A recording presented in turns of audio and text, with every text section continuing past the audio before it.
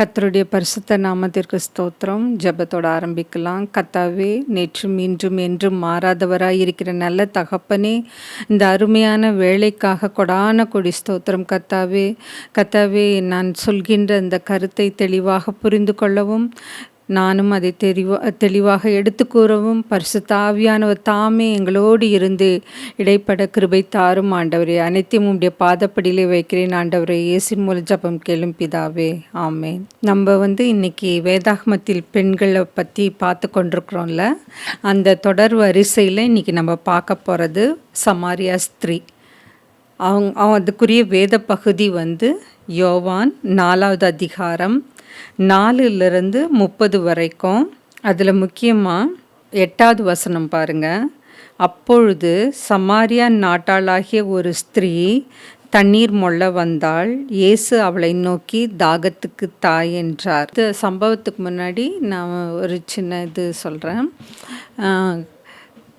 யூஸ்வலாக பார்த்திங்கன்னா ஒரு சில காரியங்கள் நம்மக்கிட்ட மறைக்கிறப்போ, அது ஃப்ரெண்ட்ஸாக இருக்கட்டும், இல்லை வீட்டில் இருக்கிறவங்களா இருக்கட்டும், இல்லை வேலை செய்கிற இடமா இருக்கட்டும், எங்கே பார்த்தாலும் அவங்க எப்போவுமே நம்ம கண்ணை பார்த்து பேசவே மாட்டாங்க.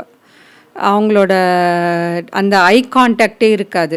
அவங்களோட பார்வை வேறு எங்கேயாவது தான் போகும். அதுலேருந்தே நம்ம தெரிஞ்சுக்கலாம் நம்மக்கிட்ட ஏதோ மறைக்கிறாங்க. அதுக்குமா நம்மளை பார்த்தாலே அவாய்ட் பண்ணுவாங்க, நம்மகிட்ட சரியாகவே பேசவே மாட்டாங்க. அதுலேருந்தே தெரிஞ்சுக்கலாம் ஏதோ தப்பு பண்ணியிருக்காங்க அப்படின்னு. எப்படின்னாக்கா, நான் வேலை செய்கிற இடத்துல இங்கே இல்லை, வேறு ஒரு ஊரில் வேலை செஞ்சுட்டு இருந்தப்போ, எனக்கு கீழே வேலை செய்கிறவங்க, நான் ஒரு டிபார்ட்மெண்ட்டுன்னா அதுக்கு நான் மட்டும்தான் இருப்பேன், ஹெச்ஓடின்னு வச்சுங்களேன். அப்போ எனக்கு கீழே சில அசிஸ்டன்ஸ் எல்லாம் இருப்பாங்க. அப்போது பார்த்திங்கன்னா அவங்க என்ன பண்ணுவாங்கனாக்கா, எனக்கு தெரியாமல் என் நாலேஜ் இல்லாமல் நிறைய காரியங்கள் செஞ்சுருவாங்க. செஞ்சுட்டு எனக்கு எப்படியாவது அந்த விஷயம் தெரிய வந்துடும். ஒன்று உடனேவாவது தெரிய வரும், இல்லை லேட்டானா கூட தெரிய வந்துடும். அப்போது அவங்களால என்னை ஃபேஸ் பண்ணவே முடியாது. நான் ஒன்று தான் கேட்பேன், நான் உன்கிட்ட உண்மையாக இருக்கிறேன்ல, உன்கிட்ட நான் உனக்கு ஒரு சுப்பீரியரோ இல்லை நான் உனக்கு ஒரு ஹெட்டுன்ற அந்த விதத்தில் பழகாமல், உன்கிட்ட நான் எல்லாமே ஒரு நல்ல ஒரு குட் ரிலேஷன்ஷிப் இருக்கிறப்போ உனக்கு எப்படி என்கிட்ட மறைக்க தோணுது, இல்லை பொய் பேச தோணுது அப்படின்னு நான் கேட்பேன். அப்போது அவங்களால திரும்பி என்னை ஃபேஸ் பண்ணவே முடியாது. இந்த மாதிரி நீங்கள் நிறைய பார்த்துருப்பீங்க. அது வீட்டில் இருக்கட்டும், வீட்டில் பார்த்தீங்கன்னாக்கா ஒன்று பணமாக இருக்கட்டும், இல்லை பொருளாக இருக்கட்டும், நம்மக்கிட்ட மறைப்பாங்க, உண்மையை சொல்ல மாட்டாங்க.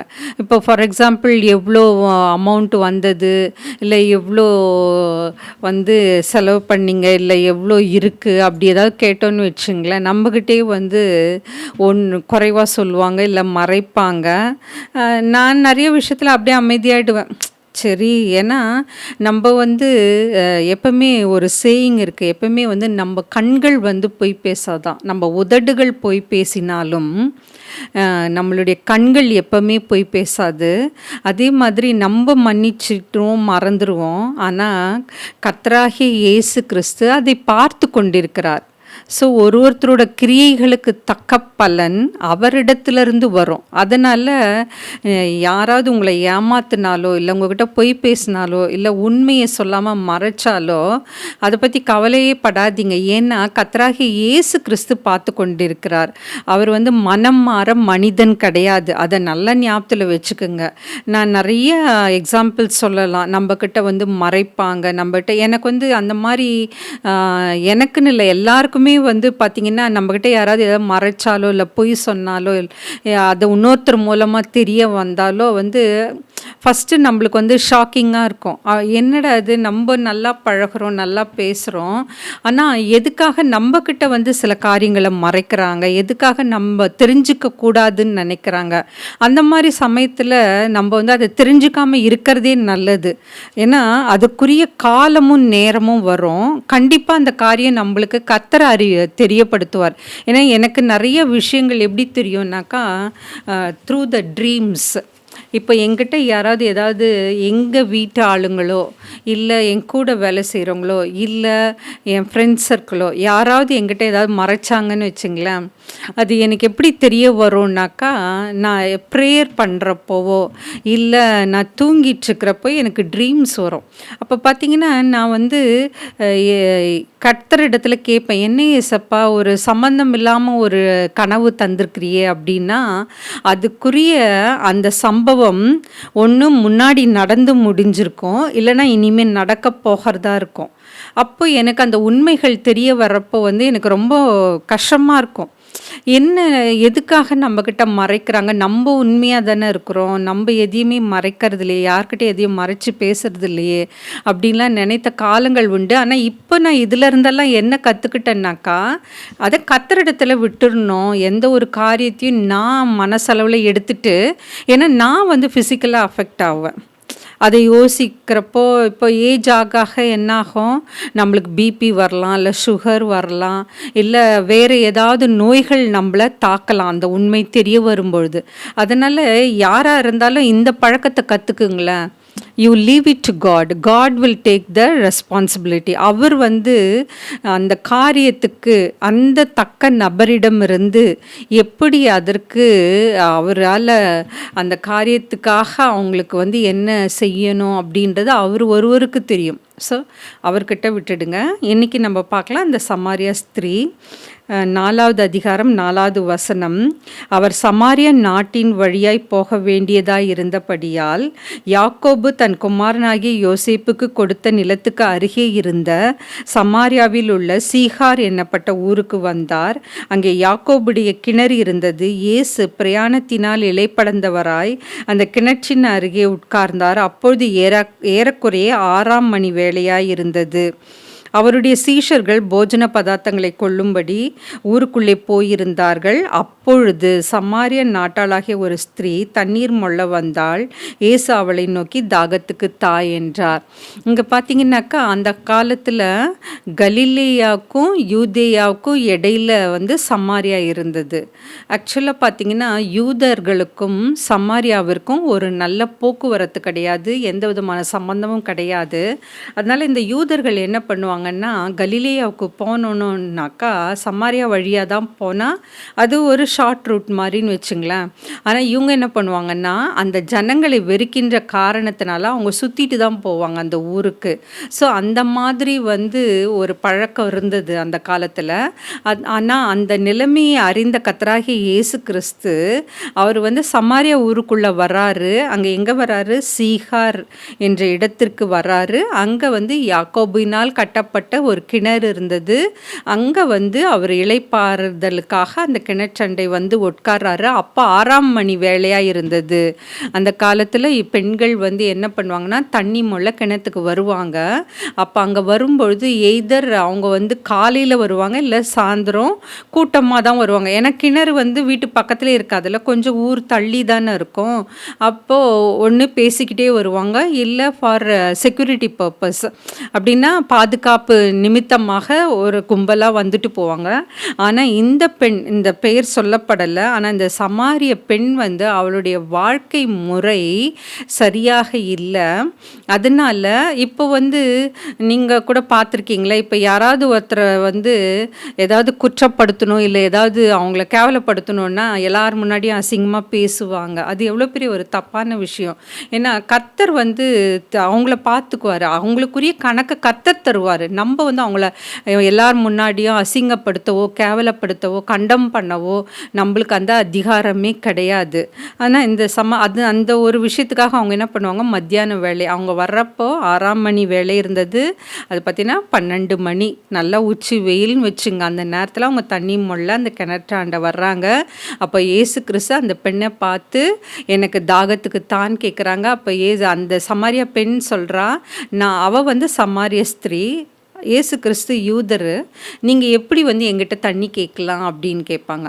அதுக்கு கர்த்தராகிய இயேசு கிறிஸ்து சொல்வார், நான் கொடுக்கின்ற அந்த தண்ணீரை வந்து நீ பருகினால் வந்து அந்த அந்த வசனத்தை பார்த்தீங்கன்னாக்கா 10வது வசனம், நீ தேவனுடைய ஈவையும் தாகத்துக்கு தாய் என்று உன்னிடத்தில் கேட்கிறவர் இன்னார் என்பதையும் அறிந்திருந்தாயானால் நீயே அவரிடத்தில் கேட்டிருப்பாய், அவர் உனக்கு ஜீவ தண்ணீரை கொடுத்திருப்பார் அப்படின்னு சொல்லுவா. அப்படின்னா நீயே வந்து எனக்கு ஜீவ தண்ணீர் தாங்கன்னு கேட்டிருப்பீங்க, கேட்குறவங்க யாருன்னு தெரிஞ்சிருந்தான். அப்போ கூட அவள் வந்து அவளுடைய மனக்கண்கள் குருடாக தான் இருந்தது, திறக்கப்படவில்லை. அப்படின்னா யார் பேசுகிறாங்க, நான் அவளுக்கு ஃபுல்லாகவே வந்து அந்த ஃபிசிக்கல் வேர்ல்டை பற்றி தான் அவள் கவலைப்படுறாளே ஒழிய ஆவிக்குரிய வாழ்க்கை பற்றி அவள் கவலையே படலை அவள். ஏன்னா அவளுடைய வாழ்க்கை முறையும் அப்படி தான் இருந்தது. அதுக்கப்புறமா உடனே அவங்க என்ன சொல்கிறாங்கன்னாக்கா, அதுக்கு அந்த ஸ்திரீ, ஆண்டவரே உங்ககிட்ட வந்து மொண்டு கொள்றதுக்கு பாத்திரமும் இல்லை கயிறும் இல்லை, நீங்கள் எப்படி எனக்கு தண்ணி தருவீங்க அப்படின்னு கேட்குறாங்க. அதுக்கப்புறமா அவ சொல்லுவா, இந்த கிணறை வந்து எங்களுக்கு தந்தது வந்து யாக்கோபு, அவரை விட நீர் பெரியவரோ அப்படின்னு கேட்பா.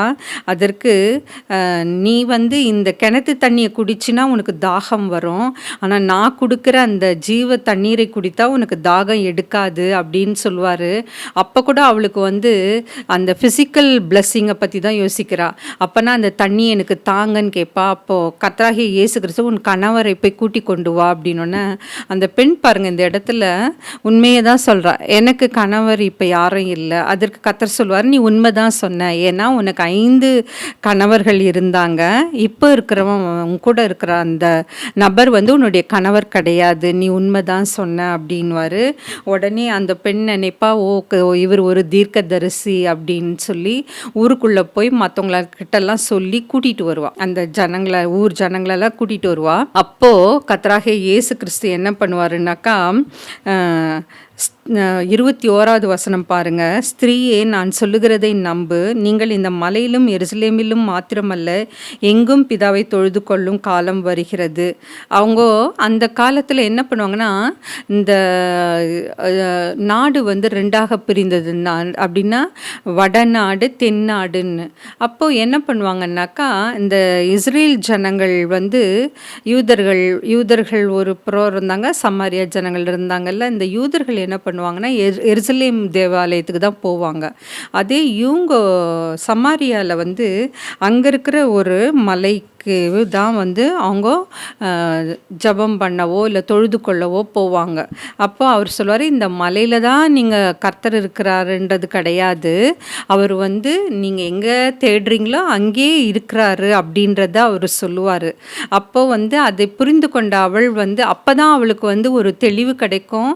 அவள் வந்து ஊருக்குள்ளே போய் எல்லாரையும் கூட்டிகிட்டு வருவா. அந்த ஒரு தனி நபர் ஊழியம் இங்கே பார்த்தீங்கன்னா, அவள் அந்த கர்த்தராகிய இயேசு கிறிஸ்து அந்த பெண்ணை சந்திக்கிறார், கூட்டமாலாம் இல்லை, தனியாக அவளை சந்திக்கிறாரு. ஃபஸ்ட்டு அவ தொடப்படுறா, அவர் மூலமாக அந்த ஊரே வந்து ரட்சிக்கப்படுகிறது கர்த்தராகிய இயேசு கிறிஸ்துடைய செய்தியை கேட்டு. இதுதான் ஒரு சுருக்கமான சம்பவம், அதை பற்றி தான் நம்ம என்ன பார்க்க போகிறோம். இப்போது அந்த அவளுக்குள்ளே இருக்கிற அந்த மனக்குமுறல்கள், அந்த வேதனைலாம் அவளுக்கு மட்டும்தான் தெரியும், அது யாருக்கும் தெரியாதுல்ல. அப்போது அந்த சமாரிய பெண் வந்து என்ன பண்ணுவான்னா, தன்னுடைய வாழ்வை மறைப்பதற்கு தான் எந்த பெண்ணும் தண்ணீர் எடுக்க வராத அந்த மத்தியான வேளையில் தண்ணீர் எடுப்பதற்கு கிணற்றண்டை செல்கிறாள். ஆனால் அந்த கிணற்றின் அருகே இயேசுவிடம் அவளால் தன்னை மறைக்க முடியவில்லை. ஏன்னா கர்த்தர் வந்து நம்முடைய இருதயத்தை அறிந்தவர், நம்முடைய சிந்தனைகளை அறிந்தவர். அதனால் அவர்கிட்ட போய் நம்ம எதையாவது மறைக்க முடியுமா? மனுஷர்கிட்ட நம்ம போய் சொல்லிடலாம், உண்மையை மறைக்கலாம், நடந்த நிகழ்ச்சியை சொல்லாமல் இருக்கலாம். ஆனால் கர்த்தராகிய இயேசு கிறிஸ்து நம் இருதயத்தை அறிந்தவர் இல்லை, அவர்கிட்ட ஏதாவது மறைக்க முடியுமா? முடியாதில்ல. அதே மாதிரி தான் இந்த பெண்ணாலையும் மறைக்க முடியல. இந்த சமாரியா பெண் வந்து இவள் வந்து சமாரியா நாட்டை சேர்ந்தவள். இவள் வந்து இவளை பற்றி வந்து யோவான் 4ஆம் அதிகாரம் தவிர வேறு எந்த காஸ்பல்லையும் குறிக்கப்பட்டில்லை. இவள் வந்து சீகேமுக்கு அருகே இருந்தது. அப்படின்னா அந்த சமாரியா எங்கே இருந்ததுன்னா யூதேயா கலிலேயாவுக்கு இடையில இருந்தது. அதுக்கப்புறமா வந்து சாலமன் ராஜாவுடைய மகன் ரெகோபெயாம் காலத்தில் தேவன் அகியா தீர்க்கன் மூலம் உரைத்த வாக்கின்படியே இஸ்ரவேல் நாட்டில் வந்து தென்பகுதி யூதா என்றும் வடப்பகுதி இஸ்ரவேல் என்றும் பிரிந்தது. அப்போது அந்த இஸ்ரேல் நாடு 2ஆக பிரியும். எப்போனாக்கா ரெகோபெயாம் காலத்தில்.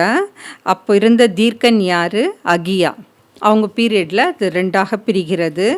இது எதில் இருக்குன்னா 1 ராஜாக்கள் 11வது அதிகாரம் 29லிருந்து 37. அந்த யெரொபெயாம் வந்து வடபகுதி ராஜ்யத்திற்கும் அதுக்கப்புறமா வந்து உம்ரி சீகேமுக்கும் அரசனாக இருந்தான். அப்போ வந்து சமாரியா மலையை அப்போ அவனுக்கு பின் அரசனாக இருந்த உம்ரி தான் வந்து என்ன பண்ணுவான்னா, வடபகுதி ராஜ்யத்துக்கு யார் இருந்தது? யெரொபெயாம். யெரொபெயாமுக்கு அடுத்து பார்த்தீங்கன்னா உம்ரி. அவன் என்ன பண்ணுவான், சீகேமை வந்து அருகே இருந்த இந்த சமாரியா மலையை வந்து வாங்கிடுவான். வாங்கிட்டு அதுக்கு ஒரு பட்டணத்தை கட்டி அதுக்கு சமாரியான்னு பேர் வைக்கிறாரு. வடக்கு ராஜ்யமான இஸ்ரவேலுக்கு இது தலைநகரானது. அதுக்கப்புறம் பார்த்திங்கன்னா அசீரியா ராஜா வந்து இந்த சமாரியாவின் மேலே வந்து படையெடுக்கிறாரு. இஸ்ரவேலரை சிறைப்பிடித்து கொண்டு போகிறார். அப்போது அந்த புறஜாதியார்கள் வந்து சமாரியாவில் குடியேற ஆரம்பிக்கிறாங்க. பல மாற்றங்கள் ஏற்பட்ட பின்பு அங்கே வந்து கலப்பாக இருக்கும், ஜாதிகள் வந்து கலப்பினமாக காணப்படுகிறது. புதிய ஏற்பாட்டு காலத்தில் இவங்க வந்து சமாரியர்கள் என்று அழைக்கப்பட்டார்கள். இவங்க வந்து யூதர்கள் என்ன நினைக்கிறாங்கன்னா, இந்த சமாரியாவில் வாழ்கின்ற ஜனங்கள் எல்லாமே மிக்சடாக இருக்கிறாங்க, கலப்பாக இருக்கிறாங்கல்ல, அதனால் அவங்க வந்து கர்த்தராகிய இயேசு கிறிஸ்துவுக்கு உண்மை உள்ளவர்களாக இல்லை என்று யார் கருதுகிறார்கள்னா யூதர்கள். அப்போ வந்து அதனால தான் அவங்களை வெறுத்தாங்க, தீண்டத்தகாதவர்களாக எண்ணினார்கள். அதனால தான் அவங்க யூதேயாலேருந்து கலிலேயாவுக்கு செல்லும் பொழுது அந்த சமாரியா வழி செல்லாமல் அந்த ஊரை சுற்றிட்டு போவாங்க. அதுக்கப்புறமா வந்து ஆனால் இதை அறிந்த கர்த்தராகிய இயேசு கிறிஸ்து சமாரியா அந்த ஊருக்குள்ளே போகிறாரு. அதுக்கப்புறமா வந்து இங்கே வந்து அந்த பெண்ணை சந்திப்பதற்காகவே it is already predetermined, அந்த பெண்ணை சந்திப்பதற்காகவே அந்த ஊருக்குள்ளே போகிறாரு. அவர் வந்து தனிநபர் ஊழியமே சிறந்தது என்று அவர் கருதுகிறார். ஒரு ஆத்துமாவானாலும் ரட்சிக்கப்படணுன்றது தான் அவருடைய சித்தமாக இருக்கிறது. அந்த ஒரு ஆத்துமா ரட்சிக்கப்பட்டால் அது எவ்வளோ விலையேற பெற்றதுன்றது கர்த்தராகிய இயேசு கிறிஸ்து அதை நன்கு அறிந்தவராய் இருக்கிறார். அந்த 12 மணி அளவில் அவர் பிரயாணத்திற்காக, நம்ம கூட இப்போ வெயில் எங்கேயாவது போயிட்டு வந்தாக்கா கொஞ்ச நேரம் ரிலாக்ஸ் பண்ணுறதுக்கோ இல்லை ரெஸ்ட் எடுக்கிறதுக்கோ ஒரு இடத்துல நம்ம நிற்போம்ல, அதே மாதிரி கர்த்தராகிய இயேசு கிறிஸ்து வந்து நிற்கிற அந்த உட்கார்ற இடம் எங்கன்னாக்கா சமாரியாவில் அந்த யாக்கோபு கட்டின அந்த கிணற்றின் அண்டையில் உட்காருகிறார். அப்போ தான் பார்த்தீங்கன்னாக்கா யார் வர்றது, அந்த சமாரியா பெண் வராரு. அதுக்கப்புறமா வந்து அவள் வந்து அந்த தண்ணீர் மொள்ள வரும்பொழுது அவள் கேட்பார், தாகத்துக்கு தாய் என்று கேட்கிறார். அதற்கு அவள் வந்து நீங்கள் வந்து யூதராச்சே, நீங்கள் எப்படி என்கிட்ட கேட்கலான்னு கேட்குறா. அதுக்கப்போ அவர் சொன்னார், நீ வந்து உங்ககிட்ட தண்ணி கேட்குறவங்க யார் என்று அறிந்திருந்தால் நீயே வந்து அவங்கக்கிட்ட ஜீவ தண்ணீரை நீ கேட்டிருந்தீன்னா ஜீவ தண்ணீர் கொடுத்துருப்பாரு. அப்போ தான் அவர் சொல்கிறா, உங்ககிட்ட எதுவுமே இல்லையே, நீங்கள் என்ன எப்படி அந்த தண்ணி எனக்கு தர முடியும் அப்படின்னா, அந்த கிணத்துலேருந்து மொண்டுக்குள்ள பாத்திரம் கிடையாது, கயிறு கிடையாது, நீங்கள் எப்படி எனக்கு தண்ணீர் தர முடியும் அப்படின்னு கேட்குறாரு. அதுக்கப்புறமா யாக்கோபை காட்டிலும் நீர் பெரியவரோ என்றும் அவள் வினவுகிறாள்.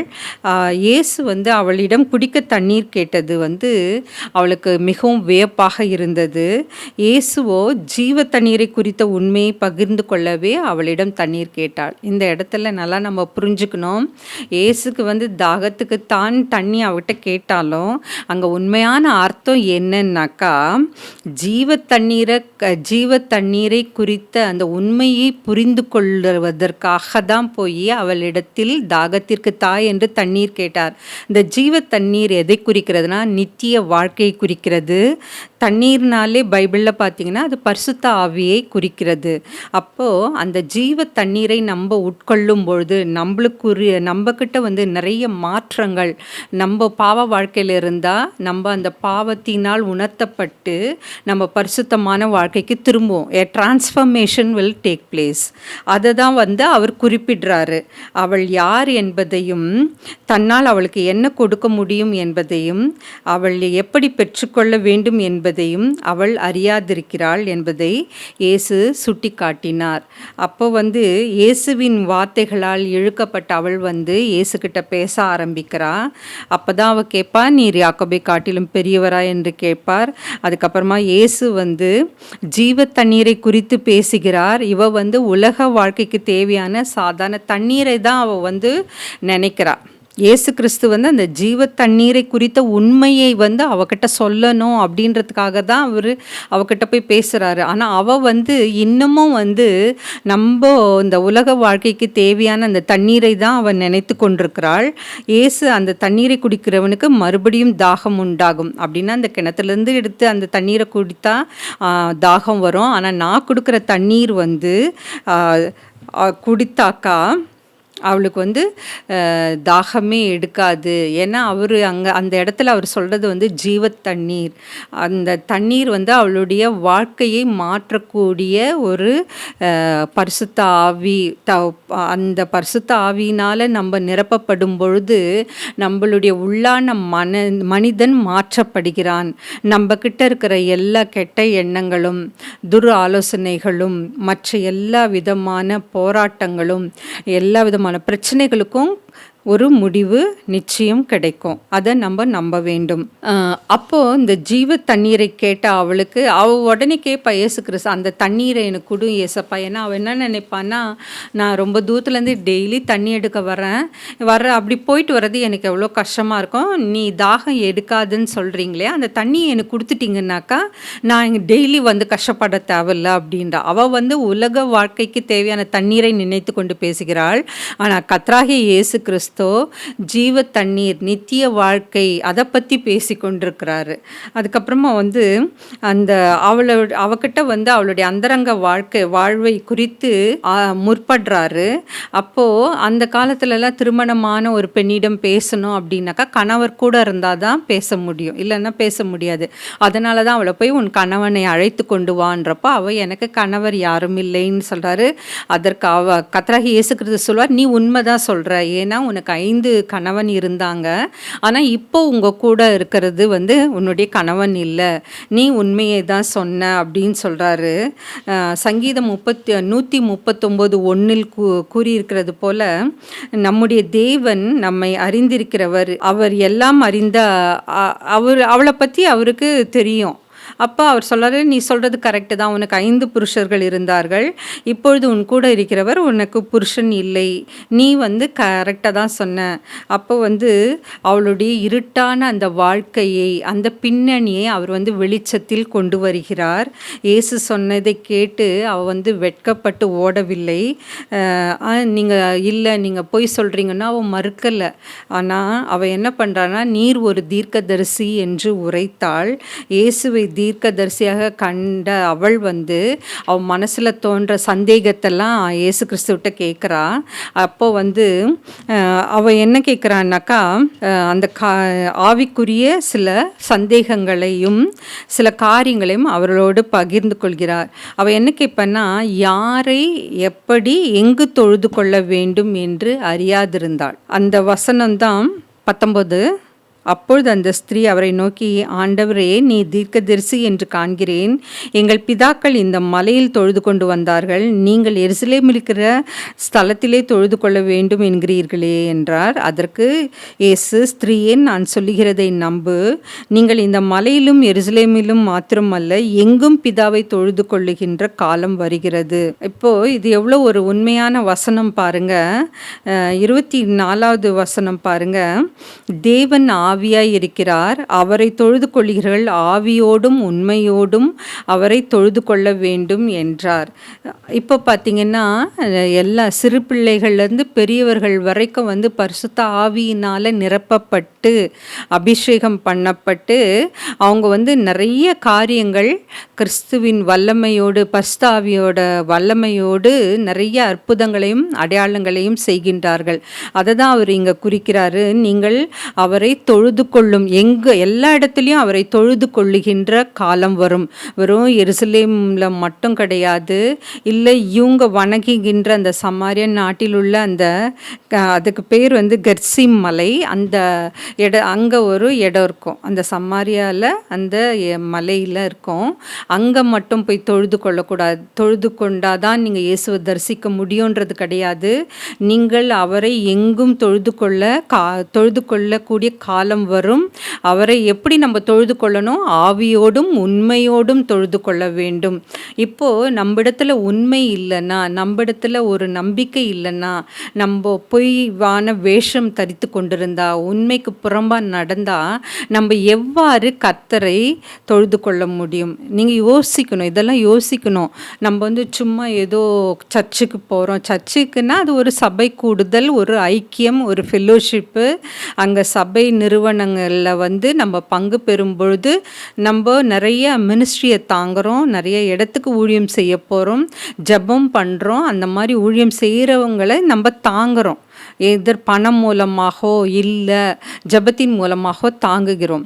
ஆனால் நம்மக்கிட்ட உண்மை இல்லைன்னா நம்ம எப்படி கர்த்தரை தொழுது கொள்ள முடியும்? அந்த ஒரு சர்ச்சில் தான் போய் தொழுது கொள்ளணும். அவரை தொழுது கொள்ளி எல்லா இடங்களிலும் அவரை தொழுது கொள்ளக்கூடிய காலம் வரும்னு அவர் சொல்கிறாரு. அதுக்கப்புறமா அந்த காரியங்களை குறித்து அவள் இயேசு கிறிஸ்துவிடம் கேட்பா. கிறிஸ்து என்னப்படுகிற மேசியா வருகிறார் என்று அறிவேன்.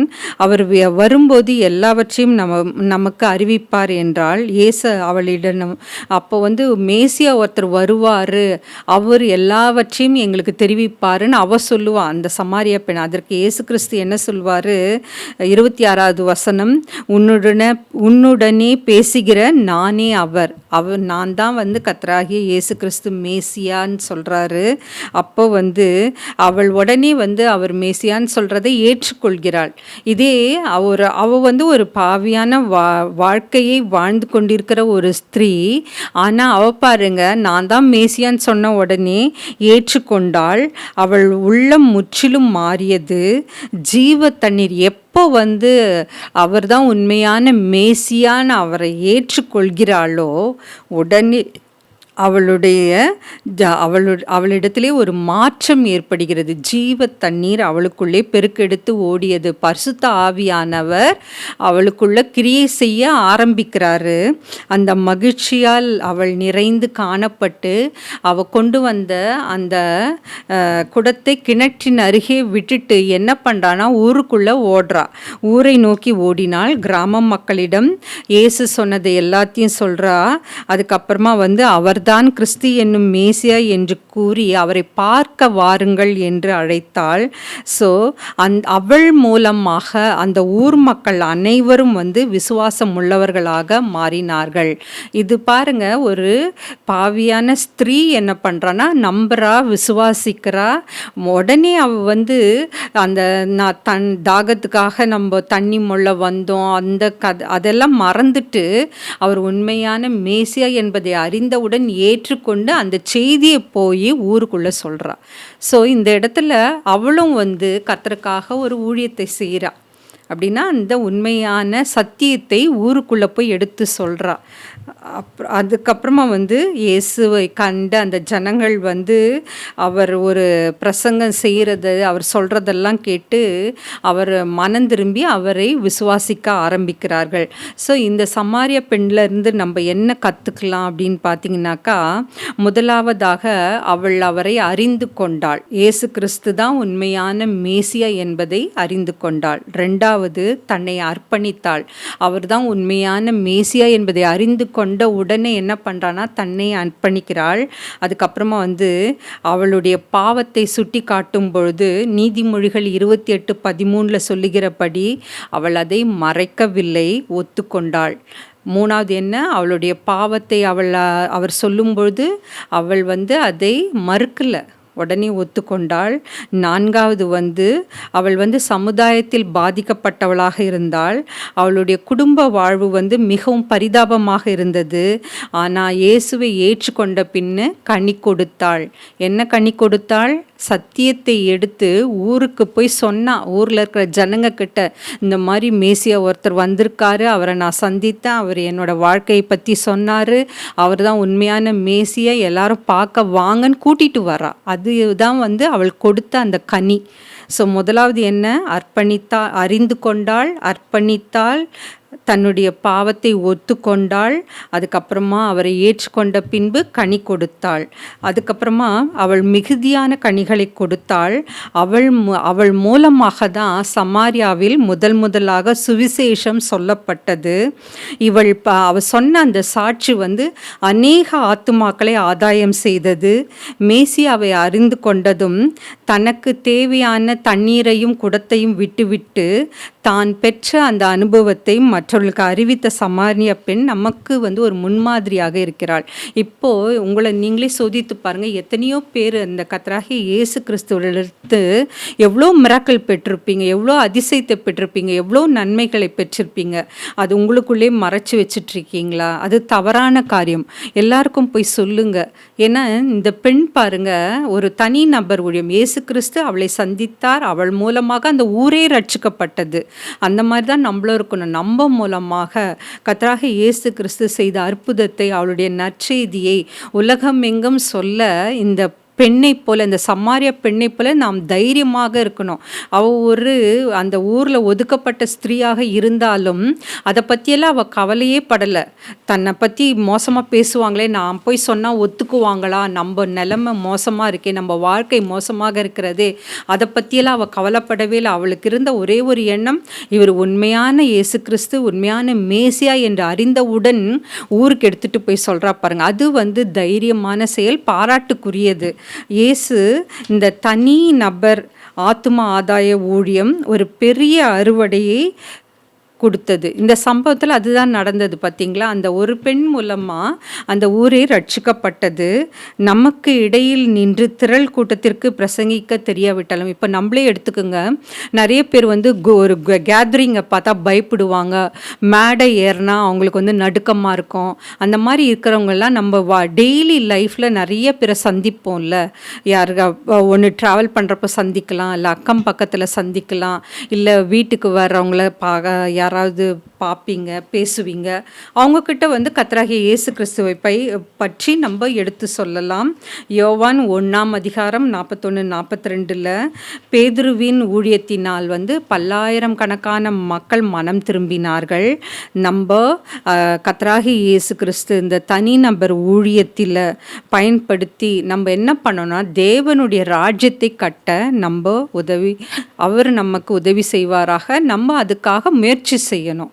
தேவனுடைய ராஜ்யத்தை கட்டணும்னு நம்ம வீட்டுக்குள்ளே உட்காந்தா முடியுமா? நம்ம யாரெல்லாம் சந்திக்கிறோமோ, அது யாராக இருந்தாலும் பரவாயில்ல. இப்போ இன்னைக்கு நைட்டு யோசித்து பாருங்கள், இன்னைக்கு நம்ம வாழ்க்கையில் நம்ம யாரையெல்லாம் சந்தித்தோம், யார்கிட்டெல்லாம் பேசணும், ஒரு தடையாவது கர்த்தராகிய இயேசு கிறிஸ்துவை பற்றி எடுத்து சொன்னோமா?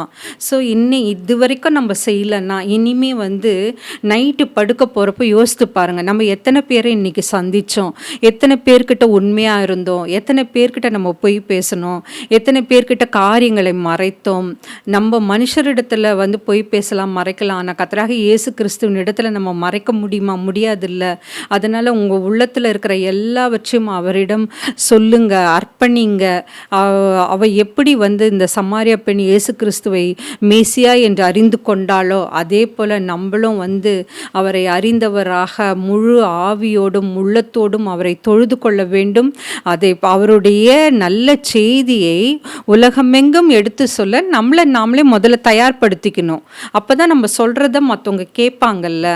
நம்மளே ஒரு பாவ வாழ்க்கையோ இல்லை மற்றவர்கள் மதிக்க முடியாத அந்த நிலையில் இருந்தாலோ நம்ம சொல்கிறத யாருமே கேட்க மாட்டாங்க. ஒரு பொசிஷனுக்கு வரணும்னா நம்ம எவ்வளோ நம்மளை தயார்படுத்திக்கிறோம்ல, அதே மாதிரி தான் கர்த்தராகிய இயேசு கிறிஸ்துவின் அன்பை மற்றவர்களுக்கு எடுத்துக்கூற நாமளே முதல்ல தயார்படுத்தி கொண்டு அதை மற்றவர்களுக்கு எடுத்துக்கூறணும். தைரியமாக எடுத்துக்கூற நம்ம தயங்கவே கூடாது. அதற்குரிய கிருபையும் பெலனும் நம்மளுக்கு கர்த்தராகிய இயேசு கிறிஸ்து பரிசுத்த ஆவியானவர் மூலமாக நம்மளுக்கு தருவார். ஜெபம். ஸ்தோத்திரம் ஆண்டவரே, எப்படி இந்த சமாரியா பெண் உண்மை அறிந்து கொண்டவுடன் அவளுடைய வாழ்க்கையில் ஒரு மாற்றம் ஏற்பட்டதோ, அதே போல் ஏசப்பா இன்று செய்தி கேட்டுக்கொண்டிருக்கிற அனைவரையும் ஏசப்பா நீர் கண்ணோக்கி பார்த்தரலும். எத்தனை பேர் பாவ வாழ்க்கையில் வாழ்ந்து கொண்டிருக்கிறார்கள் என்பது தெரியாத ஆண்டவரே, ஆனால் நீர் எங்கள் உள்ளத்தை அறிகிறவராய் இருக்கிறீர் ஆண்டவரே, எங்கள் இருதயத்தை அறிந்தவராய் இருக்கிறீர் ஆண்டவரே. ஆண்டவரே. எங்கள் எண்ணங்களை நீர் அறிந்தவராய் இருக்கிறீர் ஆண்டவரே. ஏசப்பா, எங்களை முழுவதுமாக உம்முடைய பாத தண்டையிலே ஒப்பு கொடுக்கிறோம் ஆண்டவரே. எங்களை நீர் கழுவி சுத்திகரியும் ஆண்டவரே. உம்மை பற்றி சொல்ல, உம்மை பற்றி பிரசங்கிக்க, உம்மை பற்றி தியானிக்க, உம்முடைய சத்தியத்தை எடுத்துக்கூற எங்களுக்கு தைரியத்தை தாரும் கர்த்தாவே. பரிசுத்த ஆவியானவர் தாமே எங்களோடு இருந்து எங்களை வழிநடத்தட்டும் ஏசப்பா. இந்த செய்தியை கேட்டுக்கொண்டிருக்கிற ஒவ்வொருவரையும் நீர் ஆசீர்வதித்தலும் ஏசப்பா. அவர்களுக்கு நல்ல சுகத்தையும் பலத்தையும் தாரும் ஆண்டவரே. எந்த ஒரு காரியத்தையும் செய்யும் பொழுதும் உமது நாமம் ஒன்று மட்டுமே மகிமைப்படும்படியாக அவர்கள் ஒவ்வொரு காரியத்தையும் செய்ய அவர்களுக்கு கிருபை தாரும் ஆண்டவரே. அனைத்தையும் உம்முடைய பாதப்படியிலே வைக்கிறேன் ஏசப்பா. இயேசுவின் மூலம் ஜெபம் கேளும் பிதாவே, ஆமென்.